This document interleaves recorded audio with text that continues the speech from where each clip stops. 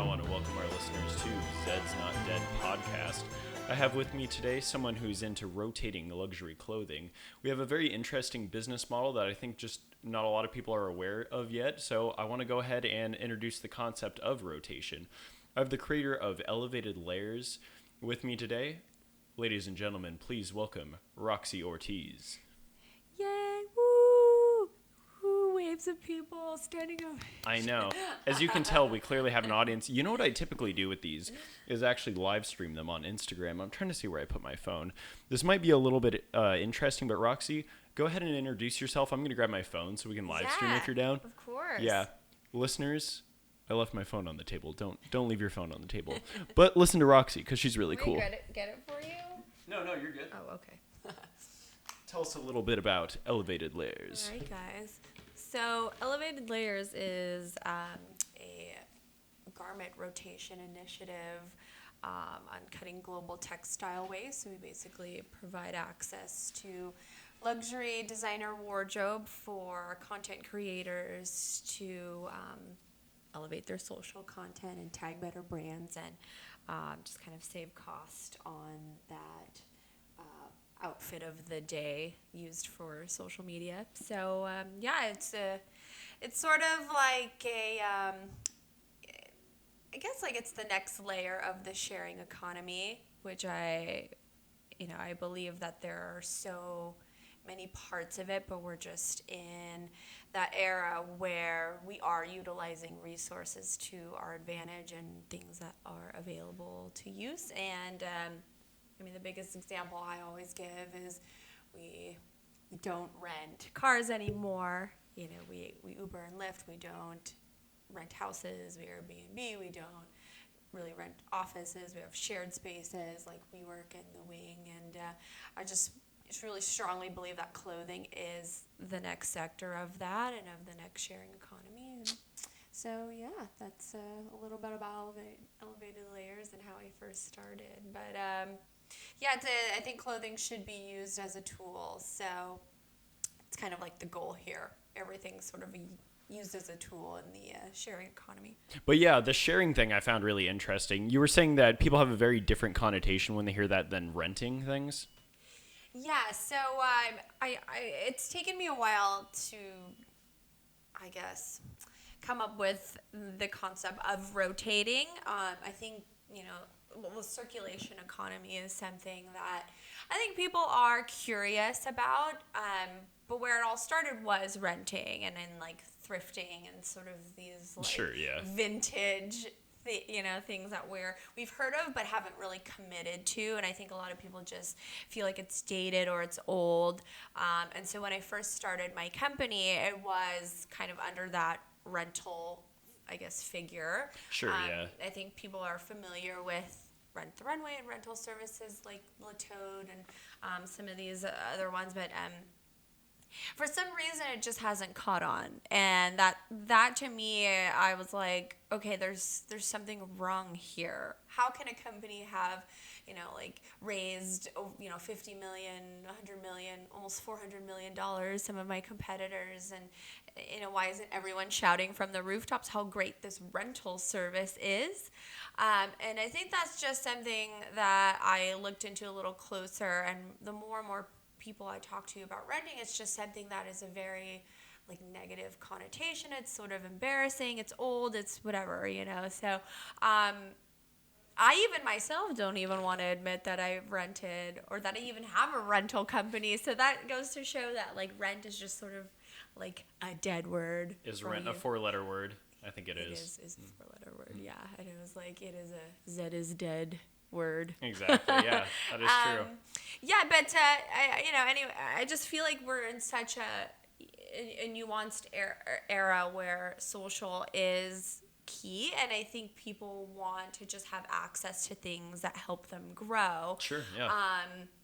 So just being able to do something as simple as to rename what renting is and say, change it to rotating, I think that could just set the example for people to feel comfortable with sharing that and being proud and feeling good, because at the end of the day, that's what we all want to do with whatever creativity or content we're putting out there is we want to feel good about it, make others feel good about it also. So I just feel like, rent isn't really a part of most people's identity.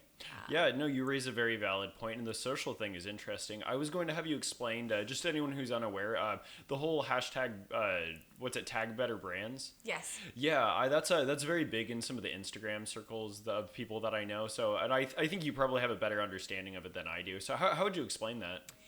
Well, to me, I mean, for I guess the surface level, people are tagging brands that are relevant, and it's more of like a desire brand, more as like designers and luxury, because people are just inherently attracted to things that they can't obtain. And I think for the small percentage of social influencers that have had financial means or just like access to high-end stuff work in their favor, like I think they've just kind of set that status of what an influencer is, and that's why they have like 1 million plus followers. And so everybody else that wants to fall under that category of being a social influencer, it's like, okay, well, like, how do I begin? Well, I need to get a Gucci purse, or I need to buy like Valentino, I need to Saint Laurent. Like there's like these things that will make them feel better so long as they tag it into their posts, and that's somehow going to separate them from the saturation. And it does in some way. Like you do get a lot of engagement, like the I guess the more quality stuff you tag. However, there's a cost to that, and not a lot of people have that unlimited funding. Right, just resources lying around, yeah. Yeah, exactly. So I think there's sort of like this vanity that goes into creating, and people are like, oh wow, I need a new outfit every day, or I need to like spend my rent money, and I need to like go into debt just to stay relevant on social media. And that's something that I don't feel should be a belief to becoming an influencer. However, like I do strongly believe in quality, and I do believe that you should have these brands to sort of enhance the value that you do bring to the table, because a lot of girls make, they can only afford fast fashion, but that's not really their style aesthetic. So if they just had the right pieces and tools, then they could, excel in many ways on social media. So yeah, I could see that. Something that I saw recently too is about some of the, like, just a lot of the clothing waste. So if you do create a high quality garment, I think you and I are both into this idea, but I guess for the listeners, something that's really interesting, or a very valid question people have, is why do some brands cost more than others? And oftentimes it could be the labor involved. Say it's a more how would I phrase this? It's like better working conditions for number one for the people making it versus like some kind of sweatshop or whatever. I think that's number one. Number two, though, is the quality of the material. Some of it's supporting American jobs, or wherever jobs. I think that could be one of the best arguments for tag better brands, as opposed to say H&M is probably not your favorite brand, I could tell, or Zara or something like that. Yeah. So do you think there could be a better reason other than just like elevating a social status? Because that's important to some extent, especially if you're doing kind of like what we do. But I think another argument for that could be just the better consciousness of it. We had a discussion about that earlier today. So do you think tagging better brands has a way of doing that, even if indirectly? Right, yeah. I mean, tagging better brands obviously has multiple meanings, for myself, but also just the conscious aspect of it. Better brands doesn't necessarily have to mean designer brands, but just like better overall choices when it comes to purchasing, or just being a consumer, like in this fast consumer trap we're all in. But yeah, it's definitely investing into quality, and I think a lot of people who do have sort of like these, or they're trying to build social status or build like whatever social creativity. They, like I said, like if you want to ultimately get paid for your content, or you want to have this turn into something that sustains like your lifestyle, you have to treat it like it's a small business. And I think a lot of content creators don't understand that side. Like there's a whole educational side to it. Like if you plan to do this for a living, like you have to make decisions like you're a business, and a lot of it has to do with cost and where you invest into certain things. And so if you're a blogger, or if you're trying to monetize like all of your content, like you have to invest into the clothing aspect of it. Yeah. Like we said, like I said, there's people who can only afford Zara or H&M, and of course, like it's access is like so easy, but like it's only going to get you so far. And so if you have this whole big ideal end goal and picture of what your content is supposed to be, like, is Zara really like a good reflection of that? Not really. So it's just being able to go and think outside the box and really understand how clothing could be useful to you and add value to you. And like you want to obviously wear your values and wear the clothing, and not have the clothing wear you. Yeah, absolutely.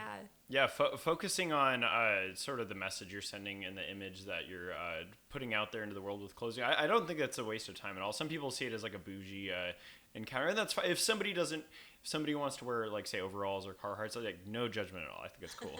But yeah, I don't think it's a waste of time to do that, especially if you're pursuing some of these careers. I'm really glad that you touched on the idea of what you do is a business too, because that's something that a lot of the media influencers or the critics of that culture have to keep in mind, is that yes, it may seem tacky, or it might seem crazy, or even it might even seem lazy to some people, because I'm sure the crowd of, oh, must be nice to just make a living either selling clothes or whatever. But I recently started selling some clothes on Poshmark, and I just want to say it's a fucking challenge. It is not an easy thing to do. No. What do you think you would tell anyone thinking about getting into like the world of selling clothing, or even similar to what you do with Rotate? I mean, what do you think are some of the biggest challenges, and like how do you say you get over those? It's funny. Before I started my company, that was my life. Like, Flip Life was a game. Yeah. Like, and I think for those people who follow Gary Vee, like, he has no shame in what Flip Life game is. And that's literally taking something and like selling it and making it look good to make a profit off of. I'm so glad you mentioned Poshmark, because I love Poshmark. I think I signed up for it back in like 2014. I still have it today. Early adopter. I think Poshmark is a great tool. When you're starting out, though, you do like imagery. I mean, we're all sold visually. Everybody's a visual learner, especially when you have your phone, and so I think you have to sell it to yourself first. You have to sell it before you can sell it to somebody else. And do you mean the idea of your business, just so I can clarify? No. Just like in just general selling things. So you have to have some affinity for it. So clothes, I have to be able to look at a shirt and be like, oh, I really enjoy this, therefore somebody else might, or a multitude of other people might. Right, like if you're, I don't know what you're selling, like if you're selling women's clothes or men's clothes, but it always helps to like model. Like, I can't tell you how many times people are like, can you model this? Can I see this? Like, put it on. Like, you are a mannequin. You are your own tool. Like, you invest time, and people will notice that you invested and took the time to like make it presentable, because if you are expecting to sell it and make money off of it, like, you have to invest the time. And I think that's where people go wrong. Like, they're just like, okay, let me just snap a few pictures and like put it on their up closet door or something. Like, it's kind of, it's like, they'll lay it on their bed and they're like, oh yeah, like, that to me isn't really, I'm not sold. Like, I want to see, it on somebody. I want to see it like, paired up with shorts or like, or what accessory, whatever. Yeah. Like, and this does take time. So take like a day on the weekend when, Saturday morning or something to do it. And then, as you keep building and you keep posting, like you'll start to notice a shift. But in terms of like reselling in general, I think it's possible to make a living off of it. I just really think you need to choose wisely. Like, I don't, don't become a hoarder and like buy everything because it's so cheap and expect you're going to sell it, because people don't really even want to buy shit anymore, you know? Like, so it's kind of like you have to identify what's going to make this attractive to a buyer. Well said. You should have seen my ridiculous setup where I was my own model for my Poshmark. I did this like thing where I moved my bed. Like, this is when I still lived in Bed-Stuy. I moved my bed in box spring against the wall. You can actually see it in the last podcast, it like against the wall. Yeah. And what I did is when I first moved to Queens, I was like, my residence was Queens and my quote office was my old Bed-Stuy apartment for the last month I had it. So I did this setup to where I had the lights that I usually use for the podcast or photography to be my own person. So I self-timered it. I styled it. There you go. I steamed it. Yeah, it was nuts, but it was worth it. It sold more stuff. Yeah, exactly. Because you're actually taking the time. Like I said, like if you want to make money, you have to treat it like a business, and like that's where people go wrong. Like you can't just look for like to cut corners or find the easy way out. So it's good. See, like you noticed the change, and that's how So I think that's funny. Like use you as the example. Well, just like the second you said it, I was like, I relate to this on a spiritual level. No, Poshmark's awesome, but like also for me, just even buying stuff, the fact that you could just make offers, and like people are totally desperate, for money. So it's like you can make, you can buy like pre-owned luxury stuff. Like half of my inventory is pre-owned, like stuff that people just wanted to get rid of. But it's like a hunt, and I think that's part of like what I love about it is like the hunt and like the searching and the dig for something like so like it's like gold. Like you're just like, wow, like nobody else could find this. Like nobody else is gonna carry this piece. Like this is so special. And I think that's just part of like what Elevated Layers is to me, is because like there are parts of it I love, and any business is an extension of your personality. So I feel like that like really makes a lot of sense, especially in the flip life. Oh, for sure. Gary Vee himself said you have to love the process, and what I take from that, or my interpretation of that, is being able to dig through the racks. Like going through some of the stores, the way I actually started reselling clothes is when I accumulated a little too much Fred Perry and like Penguin and stuff like that. So I kind of thought to the model you're talking about, like some of it was because I thought like, oh, hey, Roxy does somewhat this in Proxy, or you used to. So I thought, why not, give it a try. It's not always perfect. Don't try to survive on just that, I think, at start. But definitely don't do that. For sure. Sifting through records, I think, is another one of those things, like people who collect records. Roxy, would you like to know the first item I've ever flipped?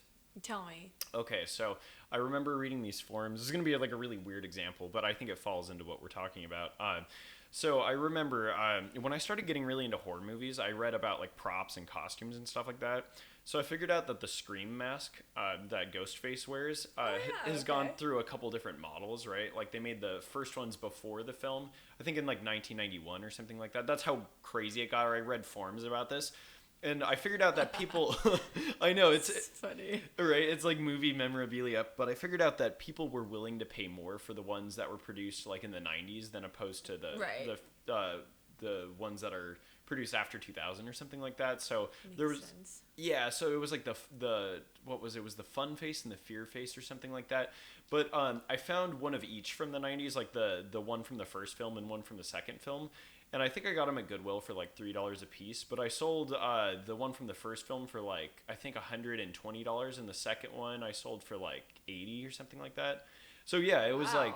and high margins here. I know, yeah. So it was like one of those weird examples of like, hey, are you into like Halloween? It's my favorite holiday. But are you into like that kind of stuff in lore and forums, and are you willing to dig through not only the crates and whatever else, but like just the market, like figure out Yeah, people are willing yeah. to pay this for that?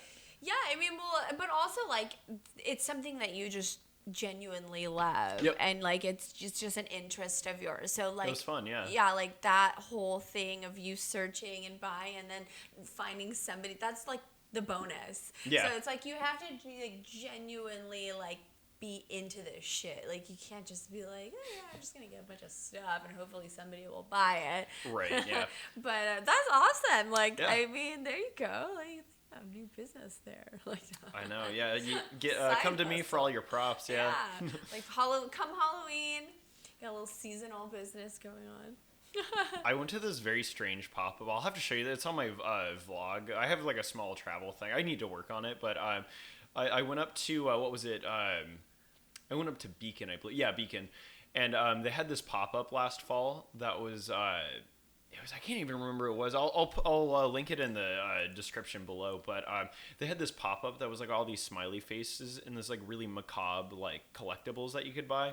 But it was weird that they had like a thorough concept for said pop up, so you could tell whoever is into that brand or whoever created it was just very into this like strange kind of artwork and presentation. That's funny. Yeah, I think you would like it. It takes like seeing it to see it, but Yeah, no, I'm down. I'm like to believe it, yeah. that's fucking cool. Yeah. Yeah. But yeah, like yeah, you're totally right. Like I just feel like, well, don't make it a living, A, but like B, like Well, if you can, but yeah, start, if you can, but like that's kind of like, I mean, in my beginning stages, like I needed to do that, but the whole focus was to ultimately turn it into a business. Yeah. Though I don't do it anymore. I do it at a much larger level Scale, yeah. now. And it took years for me to figure out like how I was going to combat textile waste, because I mean, and this was an interest of mine within the last like couple years. I've only Sure. lived in New York for like a little over 2 years, but in LA when I started, like I had some like, well, I was a stylist. Like I was. Well, let me just. Like, I guess I'll backtrack Yeah, my yes, story please. a little bit. But and when I first started, I pretty much was doing the whole flip game, whatever. You know, I couldn't afford to buy new clothes, so there was always like other stylists or other people that were willing to just give me their excess. A really cool example was I don't know if you guys know this girl. Her name is Joyce Bonelli. She used to be the makeup artist for like Kim Kardashian, like way back when, before like this whole like weird drama. But Interesting. she was like their stylist, yeah. And I had kind of just like, I don't know, I worked with her on a shoot just randomly, and she was like, hey, like, or I don't know, I just asked her like where she got her clothes and stuff, and then she was like, you know what, like I'm getting rid of a bunch of clothing. I like, do you want it? And I was like, sure. Like, so she gives me like 2 giant garbage bags of like clothes, and this was like nice stuff. And then I was like, wow, like. Oh, and you didn't pay a penny for it? No, like she just, you know, and you'd be so surprised that like the amount of excess that people have in this type of industry. And so I was just like, wow, like that's fucking cool. And so that kind of like began, you know, I guess my personal inventory that I just kind of kept around, and started the initial rotation. Well, it was like rental back then, but that I had like a specific set and a specific number of different types of clothing that I would use only for like shoots and creative projects and things like that. So I think just having like that go-to and like that you know, like it's like, oh, okay, like I have these specific tools for this, and you know, I think that's kind of like where we just need to like seek out resources, and that didn't cost me shit. So that worked out well then. Yeah, that worked out well. But you know, moving like, you know, to the next chapter, like I didn't know how to start a business. Like I was kind of like, I'm gonna need a website of some sort. Like I'm gonna need to make this visible for Yeah. people.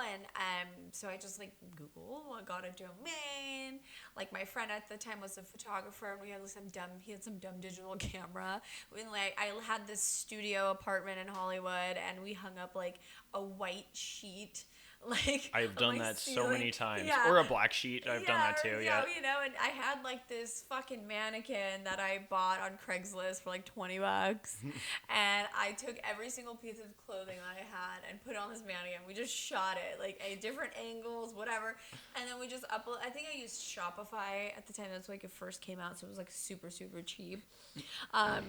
But man, this website was horrible. Like the photos were just like, you're like, what the hell is that? But like again, like it was all like visual, and this was like at the very beginning stages. But people like started to understand and could see like what I had and kind of like the idea. So, it doesn't take money to start anything. Yeah. I've heard this often, but I think that the best kind of way I learned this, or the best, I guess, embodiment of this, is when I was first moving to New York. I met a lot of musician people, because I play music as well, but I met a lot of people that were trying to get into hip hop, and I very much support them for that. I think they should, try it if they can, and maybe they fail, but at least they learn something. Yeah.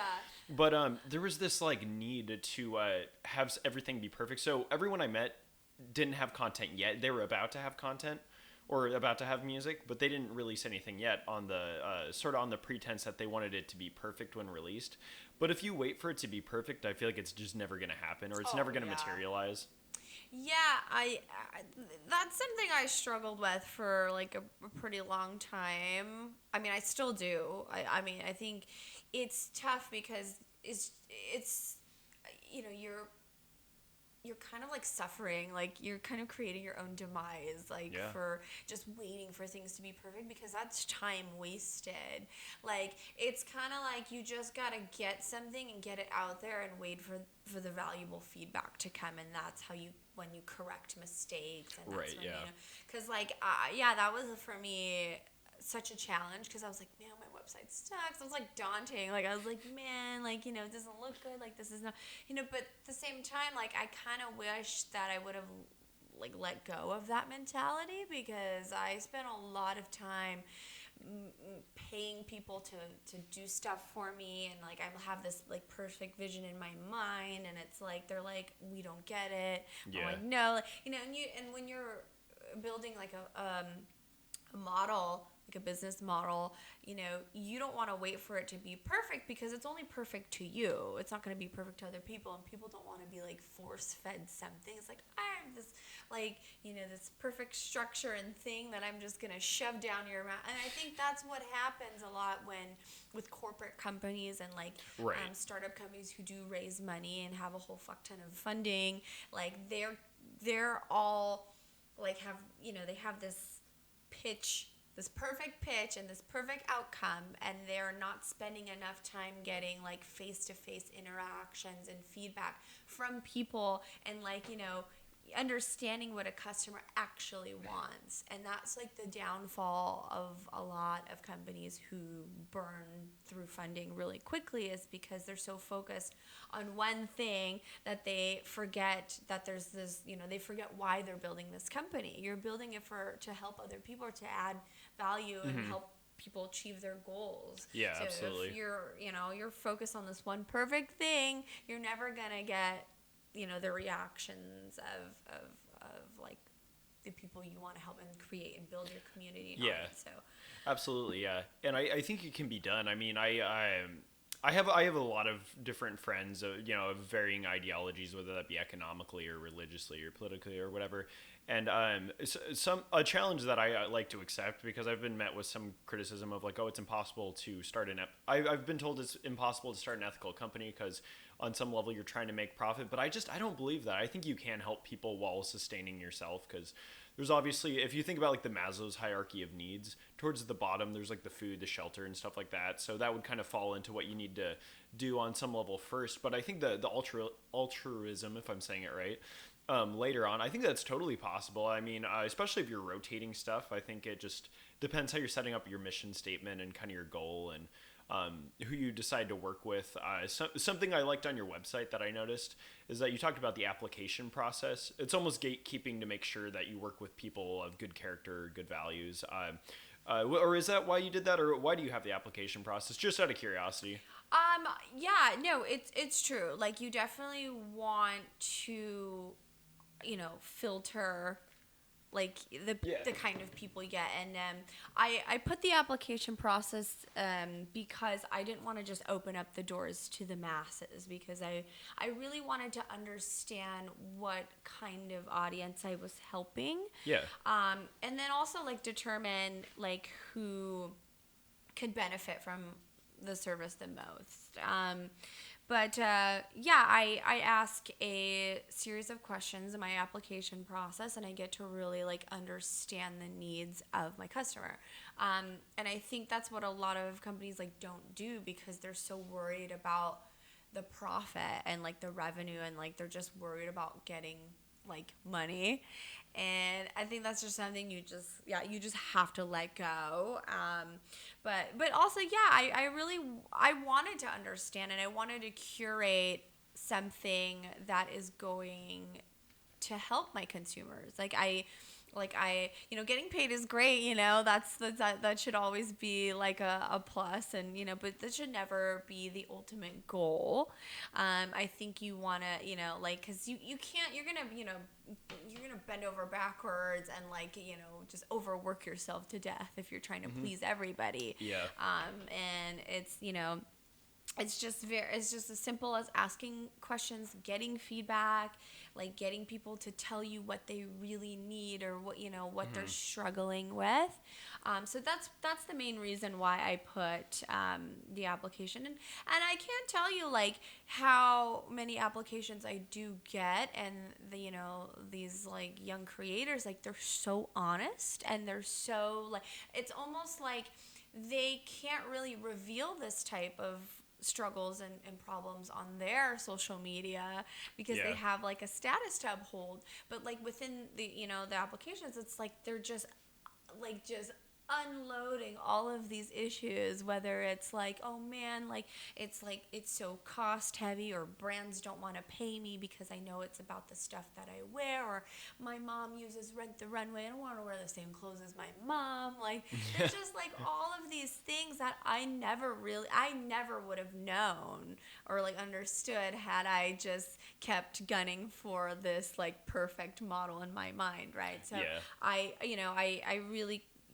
really find that like super valuable. So I suggest everybody do like a survey or something to really like understand what the real issues and problems are, and how you can actually solve them. Yeah, well said. Yeah.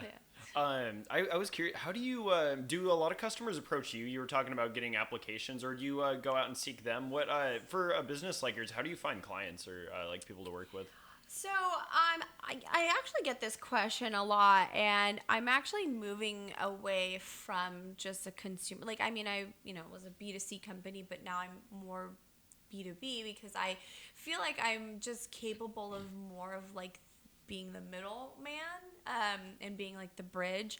But in a place like New York City, like it's so easy to just meet people. And when I was in LA, it was like way difficult to like really kind of like seek out people, and like, are they sketchy, or like, are they, like, am I gonna get fucked over here or whatever. But New York is a place where I was just very optimistic and very open and very friendly. And I think like just having a vast network of people and being like, how can I help, is like a way to start generating more clients.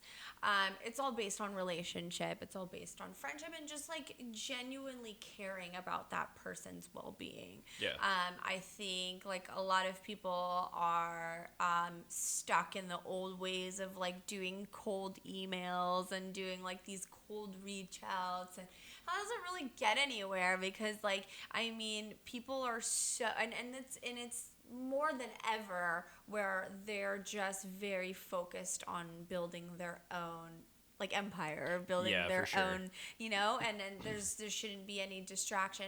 Whoever's going to come into your life, it's supposed to kind of get you closer to that. Yeah. But I've found the majority of my customers, and this is like going outside the box and using all of these, technology, and using like our phones and using everything at hand. Like we have such access to everything. Like I believe in choosing your targets wisely. Like I think that you should really identify like who you want to work with, who you think you're going to add the most value with, and that Right. they will add value to you as well.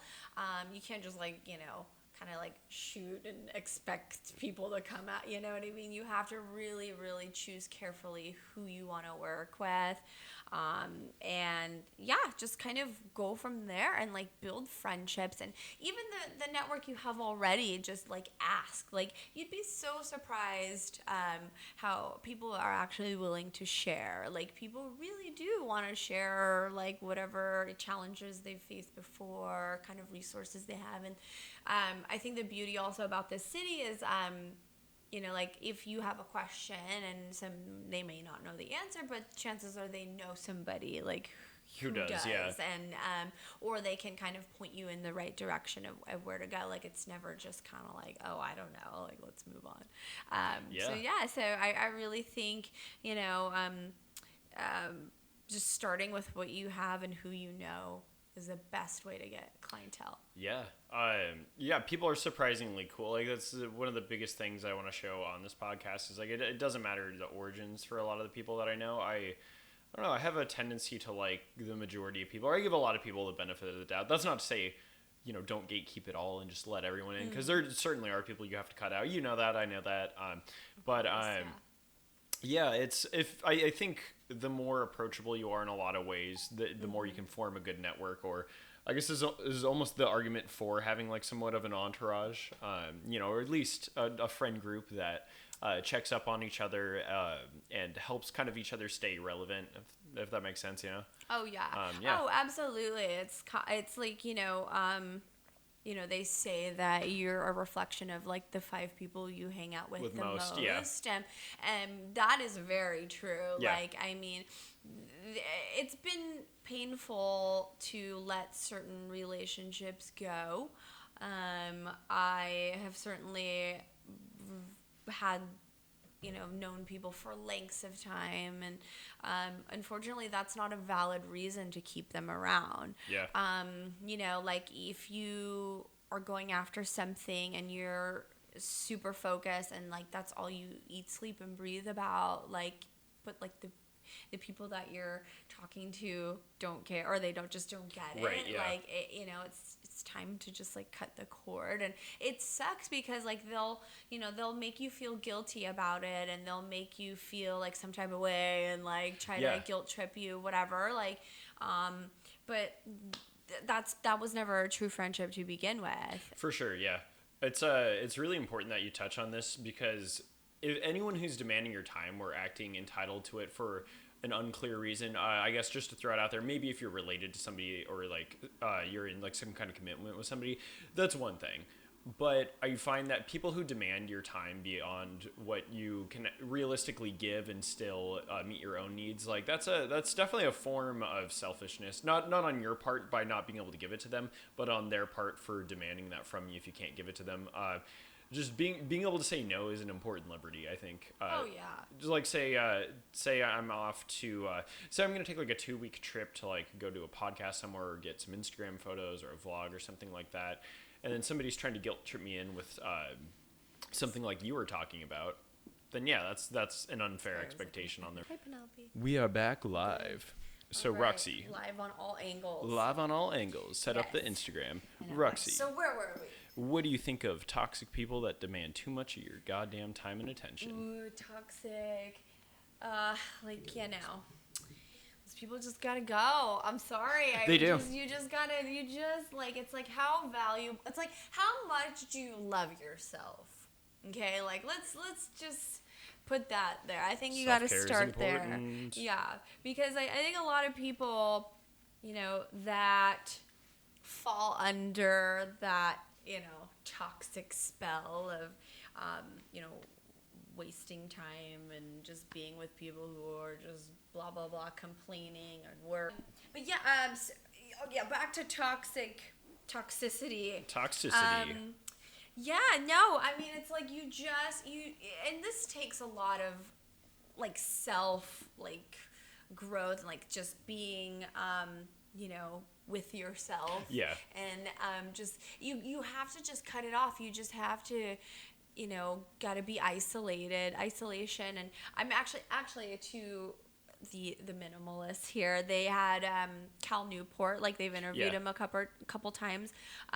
His book Deep Work, I'm currently reading it, and I can't tell you, like, the meaning of deep work really is on, like, all levels. It's like work on yourself, like obviously work on, and we forget, like, that we have, like, so much access to distraction, like, with social media, with friends, with living in New York City, there's so much opportunity, but, like, to just spend time alone, you have to love it. Like, being an entrepreneur is a very lonely road, but you have to be very, like, you have to embrace being lonely, and that's the precious time where you're able to create and think and come up with things that are going to propel you forward.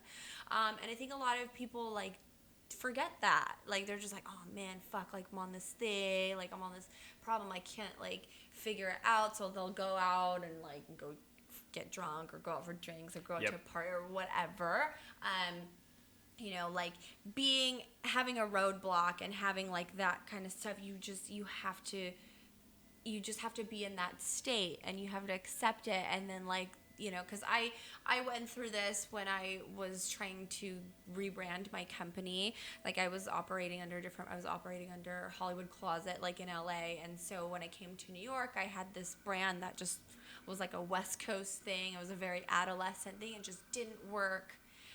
The market's totally different. Yeah, like, not even just different, but it just it represented, like, where I was in the past, and, like, I had done so much, like, since then, and then I think I had grown so much, and I was just ready for a new challenge. But, like, I think the hardest thing for me was I couldn't come up with a name. Like, it was painful having to, like, shut down my website, having to start a new Instagram. Like, it was, like, these things that I was like, oh my God, this is the end of it. Yeah. This is really the end of it. And it was, like, a dark period where I was like, fuck, dude, I don't even know, like, what else am I going to do? Am I going to get a job?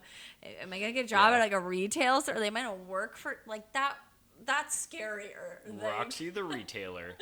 Yeah, can you imagine? Like, I picture if you're, like, in hell, like, your punishment would be working retail, and like selling shoes for commission. Oh my God, like, whatever, $10 an hour. I would just cry.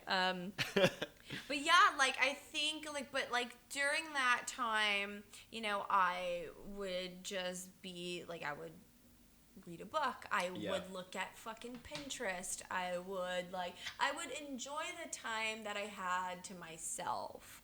And I think it's, like, when you choose to, like, to be your own friend and to be your own support, like, that's when, like, real magic happens. And yeah, I think we just like forget to do that because we're so focused on, like, the negative stuff. Like, oh, I'm so lonely, I'm so sad. Like, this sucks. Like, whatever. Like, but yeah, like, it's there's a lot of things you could do, and like, I think having also, like, a good routine. Whether it's, like, most, people meditate, people do the affirmations and visualization. Like, I'm a very firm believer in designing your own life. Yeah. And, like, law of attraction and all of these things that are, like, sort of, like, people are like, yeah, okay, whatever. The universe is a real fucking thing, okay? Like, I mean, I can't tell you, like, how many situations I've just seen in the city and, like, things that have happened in my life that I'm like, wow, like, I've thought of this before, so... but like, it's... Well, yeah, because there's so many nights in New York where I want to be at home, like editing or something. This is why the episode 3 took so long for me to put out, is because so many distractions would come my way. And I understand there are some obligations. So let me give a quick example. Both my parents, so like my mom and my stepdad, came to visit, which was awesome. I had a great time with them. And my brother visited as well. And I moved like all in a like a 4-week span. So It's it very was New York. oh god. And I like I started to like all I wanted to do was go down like a YouTube rabbit hole. Like that was all that I wanted to do. I was like, I just want to click on related whatever or listen to the Minimalists. That's for listeners curious. Roxy and I met because we went to a Minimalist podcast like meetup, or it's not just the podcast, but the community and whatever. Minimalist Yeah. meetup group thing. Yeah, and like for as much criticism as like minimalism or any kind of like self-help, I guess, ideology comes, I think one of the biggest things I've learned from it is just the ability to say no. If someone's like, oh well, I got these concert tickets, or like, oh if you come with me tonight, I got all this covered, or there's free alcohol, or just any other selling point, just being able to be like, I don't care, my own time is more important. Yep, that's You value yourself more. Yeah. Not to, that doesn't have to be shitting on anyone. That's why that's why they get so offended by that. But, yeah, that's one of the coolest things. Those are the people that you shouldn't talk to. What was it? Your family was in town. Yeah, exactly. No, that was really cool. So they add value, but what did I say that first time we met? I was talking about breaking up with an ex and moving out here. I was like, she didn't add value or something like that. Yeah. Yeah, she did not add value. No. Yeah.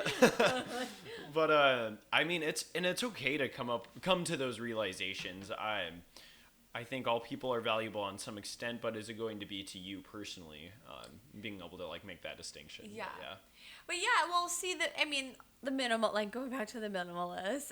But yeah, I mean, their whole thing is living a meaningful life with less, and less could either mean tangible things or relationships or like jobs. Like there are so many things that we can cut out from our life that make us live a better life. Yeah, and oftentimes we don't ask for those. We don't even ask for those things. They're just kind of expected of us or thrown upon us in like a certain way, I guess. Yeah, exactly. So, like the job thing or college, Yeah. Just briefly, I can go to college if you want. Other things. Yeah. Yeah. Oh, okay. Sure. So I guess just briefly, I'm trying to think of how it would apply in your case. For the listeners, home economics or home ec is like a big thing I'm trying to tackle on this podcast. It's just sort of the idea that you're able to upkeep your like wherever you live. Cooking is one of those. We've done nights where we like cook here. We were talking about Pithy Party, yeah, based off Pithy Answers. All you minimalists out there. Yeah, for the minimalists. Like we actually have a name for that. I like that. But the reason why I'm tackling home ec, a lot of people are kind of baffled by that, but it's because I have like a Gen Z themed podcast, and a lot of young people, at least in my experience, don't know how to either A, cook for themselves, B, take out the trash, C, pay their bills. I'm trying to think what else. Just stuff like that. I think something in particular that you're good at is with upkeeping the clothes. Because obviously if you're rotating clothes, you want them to be in good enough quality to where it's a shared economy, not so much a rental that's like gross or whatever. So what sort of stuff do you do to keep up the clothes? I know you have like the steamer and the lint rollers and stuff like that, but do you ever have to get like stains out or do anything like that? Do you have any thoughts on that? Yeah, I mean, well, it happens a lot. Like the biggest problem I have is makeup stains. Yeah. I try not to dry. I mean, because dry cleaning is very costly and obviously like it's very wasteful. But I've like as a minimalist, there are actually a lot of ingredients that take out certain stains. Like I give an example, like to get out ink from anything, you use milk. And a lot of people don't know that. I had no idea. Yeah. And I'm supposed to be the home ec guy, so thank you for teaching me that. So yeah, like anything like that, if you ever spill wax or grease on anything, you actually want to take like a paper bag or newspaper and an iron, and it like soaks it up and gets everything out. So like if it's a very like small stain, I'll try to hand and spot clean it as much as possible. Because for me, like in my company, these people, and like this is also like goes back to my consumers, like these people aren't using the clothing to like go out and party in it, whatever. They're solely using it for content and to shoot stuff. Sure, yeah. And then also, like, I have adapted to, and this is more of like the more ethical decision within my business model, is that I no longer carry my own inventory. Like, I still have, obviously, from the past and stuff that I have, but I actually take overstock and dead stock from other people and other designers' showrooms and warehouses, and I ask for 30 to 50 pieces, and I plug it into my rotation model for like 180 days. So at the end of the day, like, they still own it, and then after that time period is over, they can sell it at a sample sale for a last push of profit. So I'm basically like a broker in this whole situation. Yeah, I see. Yeah, there's a middle person aspect to it, but I think it's useful still, especially for places like this where people ask themselves, like, where do I get these nice clothes, or like, how much am I going to have to pay for them? Yeah, because like, and for me, like, I just think a little bit bigger, because there isn't anybody necessarily to hold designers and like businesses accountable for their own waste, which is something like, you know, we're all like, it's crazy because like the whole sustainability world, it's like, oh, well, like, you know, you're not doing this right, and you got to be, you know, and we're like kind of like pointing the finger as like a singular consumer. But like, what about those huge like company in like these, you know, Fortune 500 companies that have like, you know, they're really, really good at hiding shit. Like, businesses are so good at hiding like all of their shit. And so like, it's kind of like, how can we bring that to the surface? And as consumers, kind of like, like, say no and not take the easy way out or the cheap way out. Sure, yeah. You know, like, sure, okay, like, that shirt may be like fucking $8 or whatever, but like, could you take the time to go and like buy a pre-owned shirt for $8? Yeah, or thrift for like, or like kind of do clothing swapping parties or whatever the hell it is. Like, there are just other ways that we just need to be creative, and just getting access to existing resources. So yeah, like, I mean, that was a more of like, I guess, more business economics. No, it's part of it though. Holding them accountable. I'm really glad you said that. I'm gonna cut. Say hi, Penelope. Audience, meet Penelope. Her sister Paris is somewhere around here. Licks microphone. I know, right? That's the ASMR you were talking about. Maxwell Pixel on the podcast was doing that as well, where it was like and like breathing into it. Oh God, dog ASMR. Yeah, dog ASMR. Whole different. Well, I'm really glad. I think something I could close out on really quick. This is super fun, by the way. It's just I'm thinking like time's sake for editing. Anywho, you were talking about holding businesses accountable. I think it does fall into home ec because it's being able to, if you can't get the major corporation version, like, that'll do it for you. Maybe take something like bottled water. Even like, if you start just refilling something, it's your ability to actually do that versus always depend on the bigger companies. Or let me think of another example is food is one of my most passionate ones, because people often say that they can't afford to eat well, or they can't afford to not eat fast food, but the costs are actually very similar if you make your own stuff. Oh yeah. Or you could even save money if you're, you know, saying just buying rice and beans and veggies or whatever else. So something I think of when it comes to the Fortune 500s, like you were saying, like the massive companies versus the little guy, which we have some inherent, liking of. It was South Park and the way they interpreted Walmart. Walmart Hardbucks are their parody of Starbucks and Amazon.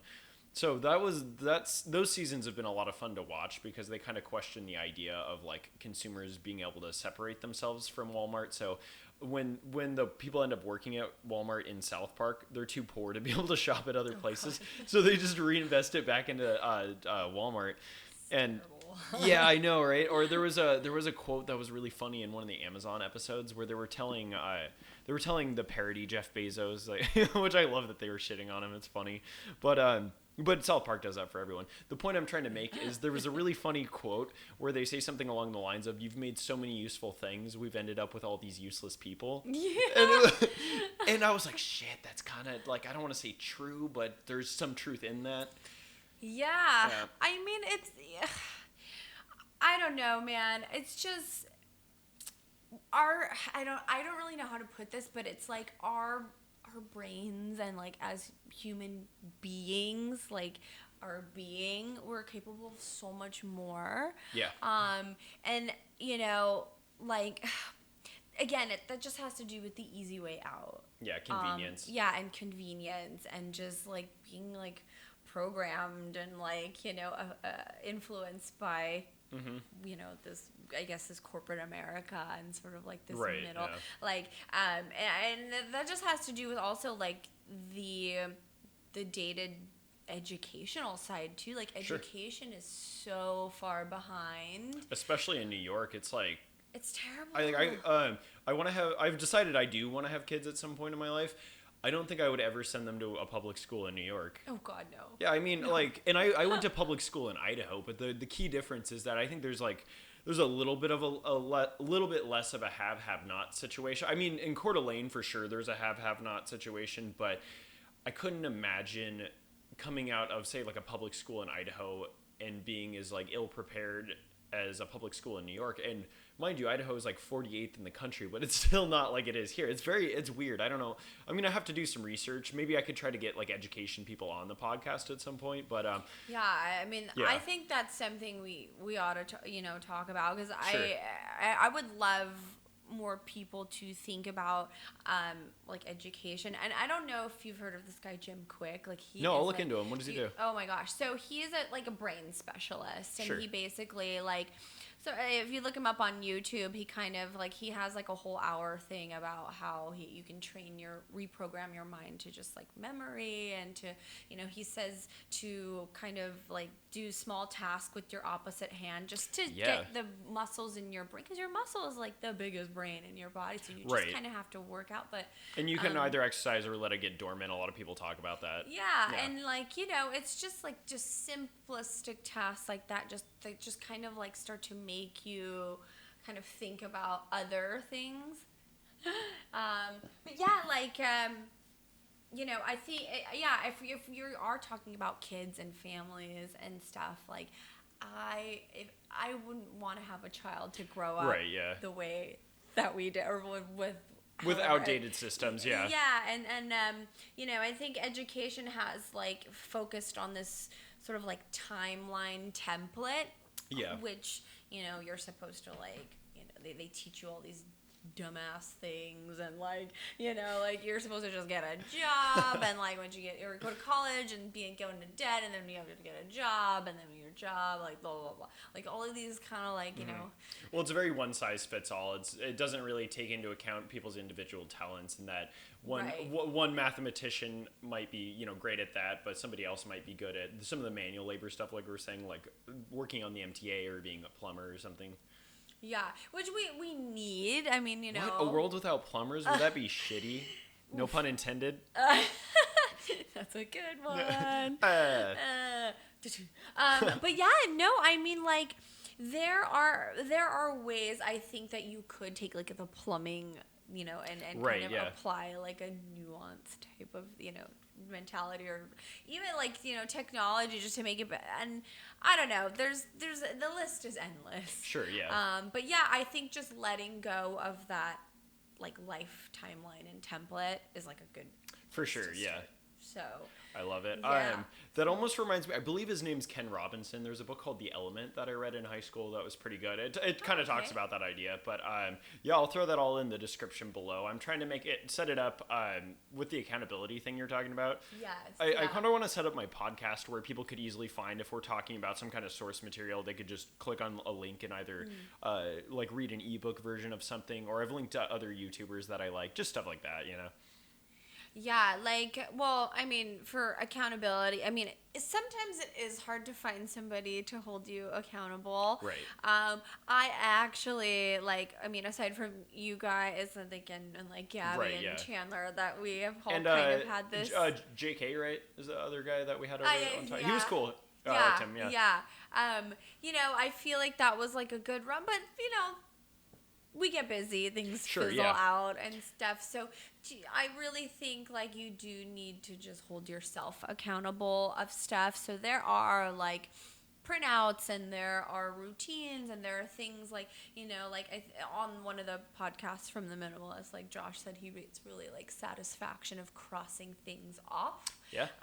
As do I. Like, I Same. love to cross shit off. Like, I'm just like, yeah, like it makes, and that's So just much satisfaction. Yeah, like more motivation to like push you forward, because like you're your biggest support, and like, there are a lot of things that will happen that you'll get discouraged, and it's very cliche to just say keep your head up and keep looking forward, but like there's like a saying, I think his name was Les Brown. He had like, by the way, he's great. Like if you need if you want Les Brown, okay.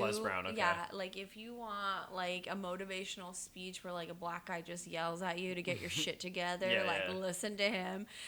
But check him out.